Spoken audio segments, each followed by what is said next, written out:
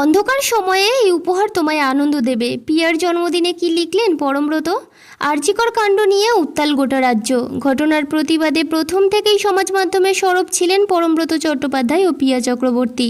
14ই August রাতের মিছিলেও একসঙ্গে হেঁটেছিলেন তারা। নির্যাতিতার প্রতি সুবিচার দাবি করেছেন।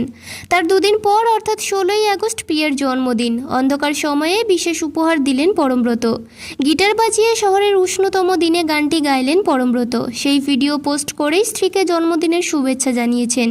পোস্টে লিখেছেন, এখন মধ্যরাত, তোমার জন্মদিন, তাই কোনো অভ্যেস ছাড়াই কর্কশ কণ্ঠে আজ তোমায় একটা গান উপহার দিতে চাই। আশা করছি এই অন্ধকার সময়ে এই গান তোমায় একটু আনন্দ দেবে। শুভ জন্মদিন ভালোবাসা। বন্ধু ও ভালোবাসার সঙ্গী হিসেবে পরস্পরের হাতে হাত রেখে এগোবো আমরা।